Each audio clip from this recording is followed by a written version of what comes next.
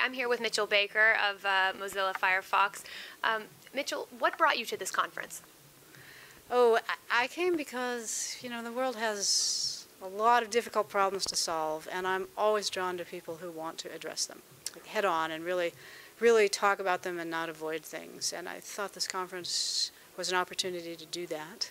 And it's also a conference, of course, where those of us who are really engaged in technology are respected. And what is the importance or significance, in your opinion, of this conference taking place here in Israel? Well, this is an area that there's a lot of really serious questions to be addressed, and I think honesty and looking at them is really important. So increasingly, big questions have to be addressed sort of where they are, and not sitting, in my case, I'm from California, from Silicon Valley. Sitting in the valley and believing we understand what's going on is so clearly wrong. You are the founder of the head of one of the pioneering applications online. How will Mozilla Firefox kind of push towards the future and stay current? Oh, that's a great question, because there's so many different ways. Well, first, of course, Firefox is a great browser, but it always needs to continue to improve. So that's the first thing. And everything from just faster, safer, which, in fact, we released a new version yesterday, which is both of those. There's also, of course, all the changes that are going on with mobility and multiple devices. And so we've got large efforts there. And then I think a less concrete answer, but maybe more interesting, is this question about, we'll call apps, which I think of as a new sort of lightweight way to interact with the web. That's not how they're built today. Today they're something separate and not really part of the web. But I can see a future where we have the things we love about finding them and installing them and easy access, and they do one or two things really quickly and easily, and combining that with the great features of the web. And so that's a big initiative on our part. So many people are clearly familiar with Mozilla as a browser, yeah. But many people don't know about the Mozilla Foundation. Can you say a few words about that? I'd be delighted. So Mozilla is an unusual organization. As you said, people know about Firefox and that we have a product and we compete in the marketplace.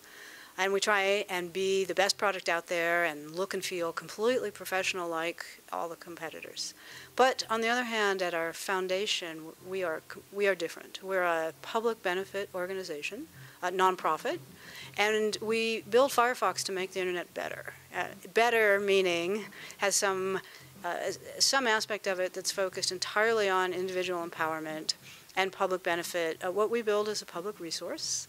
And we believe the economic engine is a phenomenal engine, but as a complement to that, as the internet becomes so critical, we need a layer of it that's not about a business model. And so we do generate revenue to sustain ourselves, but there's no private wealth. We don't have shareholders looking for a return on investment. We don't have options. We have salaries, but that's it. And so we build Firefox to move the mission forward. And it's interesting how much that matters every single day. It's a very interesting business model. Yes, it is. Maybe hybrid is the right word for it. And, competing in the marketplace really hones what's important and pushes you to be your best. And the discipline of producing a product that people love is, it just helps in getting things so right, because we have the individual empowerment. Who can argue with that? And choice and innovation, it sounds great. And even in a lobbying setting, it's great. But when you put it in a product and sort of test it in the fire of what people want, then you have to be really clear. And so that the market piece makes us much stronger. But at the same time, the mission piece, it infuses every decision we make. The number of times in a week where we'll look up and say, oh, that's not going to maximize revenue, but we're certainly going to do it anyway, or this is really different, or no, we won't do what the other players are doing because the mission is what drives us, and like that just ignores privacy too much, or it's convenient, but it is abusive, or whatever it is. So the two together make Mozilla. What is it like to be a female executive at a high-tech company? Well, hard to answer, given that I don't know anything else. There's two aspects, though. The one that I've known the longest is that I don't think about it much.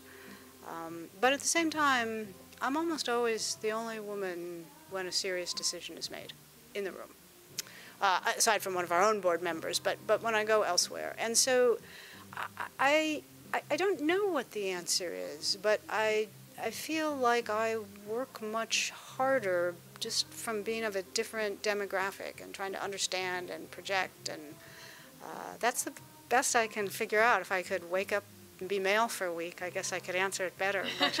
Give you some perspective. Well, you've certainly risen to a very esteemed position, and we wish you the best of luck and enjoy the conference. Thank you so much. Thank you.